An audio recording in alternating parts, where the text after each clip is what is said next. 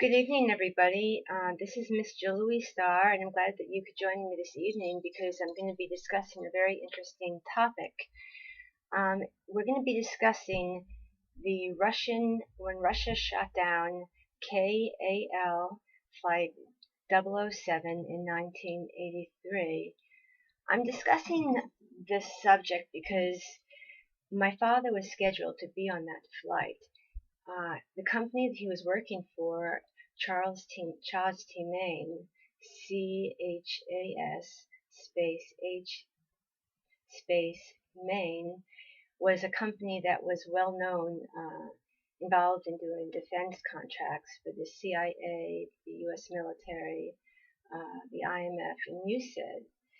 And thank God my father was called by his, quote, company, unquote, 15 minutes before the takeoff of that flight and was told to immediately not to get on the flight immediately, he was told. And he was told he was given another flight, which he told me was listed as flight number KAL-7. The flight that was shot down was KAL flight 007. In 1983, that flight was scheduled to depart from, I'm not sure where, probably Moscow, Russia. It was a South Korean flight, and it was scheduled to return to the United States, where I was waiting for my father.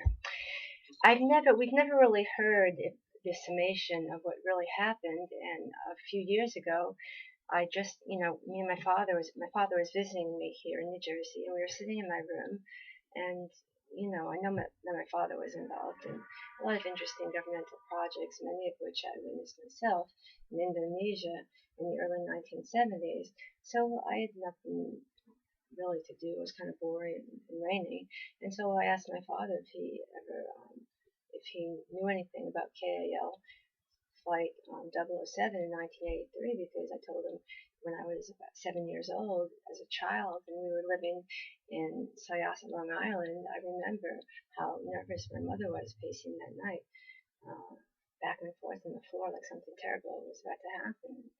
I was curious whether he knew anything about it, and I don't know if it was a Freudian slip or not, but he said, Jill, yes, as a matter of fact, I was scheduled to be on the flight.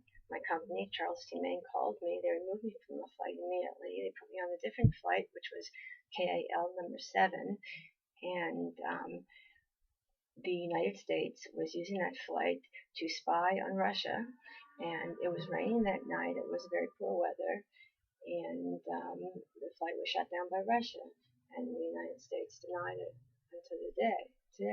As far as I know, they never stated that.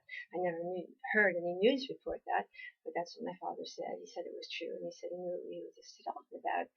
I was kind of shocked and taken by surprise, of course, that my father, that no one in the world has heard anything about this.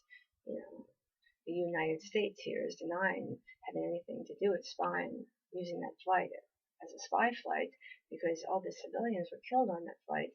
And here my father is solving the mystery for me right in my room 2 years ago. So I was thinking to myself, my gosh, how cold-hearted can you get? I'm thinking, I didn't see any emotion on my father at the time.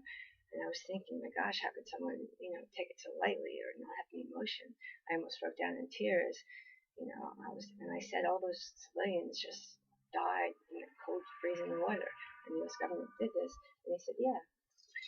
And I believe him because Mr. John Perkins, also worked for Charles T. Main, and he wrote a book called Confessions of an Economic Hitman about the many terrible things the company had been involved with during the time of their existence. They do not exist anymore, thank goodness. And you could watch some of his videos, and I suggest that you order his books. They're fantastic, and they tell very interesting stories that you won't hear elsewhere.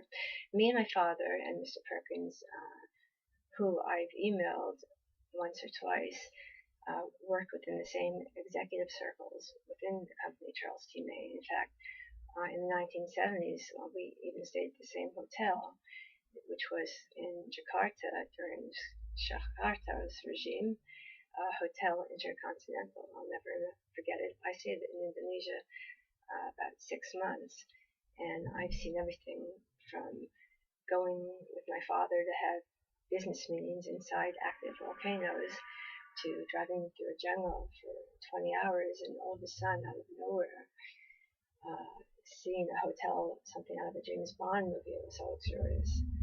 But anyway, I just want to tell you a little bit of what I remember that evening when the flight was shot down, because I'll never forget it. I vividly remember my mother pacing nervously. I was 7 years old when she heard about the flight being shot down from the former Soviet Union in 1983. Why? My father was scheduled to be on that flight that night. The whole day my mother was acting nervous. She was pacing the living room back and forth. We rented a very large house, and her mind was just elsewhere. She was pacing. I'd never seen my mother pace back and forth like that, like she was scared something was going to happen. I asked her, "What's wrong?" and she replied, "Nothing." But obviously I knew there was something wrong with my mother. She was worried. My father was scheduled to be on the flight at the time. He told me just recently, 2 years ago, visiting me here in New Jersey in Bloomingdale, quote, "At the time I was scheduled to take the flight, I was called by Charles T. Maine, my company, quote, unquote, and they changed my flight immediately to KAL-7 before I stepped on the flight and saved my life." I told my father that I remembered him telling me this when I was a child, but now he begs to differ with me. Anyway, I remember him missing the flight because he told me a few summers ago that his company called him rescheduling the flight back to America from Korea, originally scheduled for that date a week later in KL number 7, not 007. So did my father solve the mystery insofar as why the flight was shot down by Russia in 1983? Well, my father won't admit it now. He says he doesn't remember discussing it. So we know that CIA agents and people affiliated with intelligence in America go to their death, and they're not supposed to even tell their families anything about their work. So there you go. I can only tell you what happened in our conversation, but my father is not known to lie. And like I said, 2 years ago, we were sitting around in my room, and I asked my father about it. I also remember him telling me that this particular jet, to the best of his recollection, was purposely invading Russian airspace to spy for the United States of America, who knew that there were many civilians and children on the flight, but they didn't care. It was bad weather, and Russia shut down the flight because it was spying, and everybody on it did die. My father told me the weather was particularly poor that evening. Sometimes our memories differ slightly, with a wink. If you ask him today, he'll tell you he doesn't remember the conversation, but it did happen. Just a little background. On September 1st, 1983, a Soviet Su-15 shot a Korean civilian 747 airliner from the sky, an airline I traveled myself personally with my father on many occasions. A very comfortable airline. All 269 passengers on board died. Korean authorities publicly stated the plane had mistakenly strayed off its intended course by, say, some 365 miles. I hardly think that's true. However, this was caused, they say, by technical error programmed into the internal navigation system in the plane's pilot. According to Korean authorities also, unfortunately the plane entered Soviet territory over the Kamchatka Peninsula, where there were several Soviet submarines located. And I want everybody to know in the world that the Kamchatka Peninsula is a territory that I've heard my father speak in business many times. So the United States was very interested in that territory, and it wouldn't surprise me at all if the plane was spying on it, because I've heard that word at home as a child many, many times. And where the submarines were located, on the night of the flight, they were scheduled for a secret test of the SS-25 Soviet missile reportedly was planned. A RC-135 spy plane was also in the area, and it assumed the Soviets believed they were destroying, or the flight 007 was up to no good and was going to either destroy the submarines or the flight. RC-135, and it was a spy plane. It was shot down and everybody perished. In 1996, an interview in the New York Times show. It, it was an interesting article. I forget the person's name. He said the civilian airliner could have had a military use, and he believed to this day, his name was Mr. Osipovich, according to the interview, that the plane was used as a spy mission. And the serious fallout, diplomatic fallout between the United States and Soviet diplomatic relations ensued for many, many years. And I think until this day, it was never solved until right now. And I do believe I am telling the world the correct story. Thank you, and have a good evening.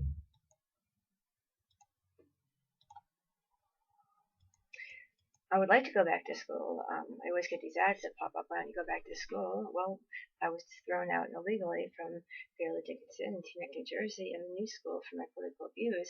I'd love to get a job or work in some capacity if my doctor says it's okay. If anyone wants to give me a job offer, I'm all ears. Thanks.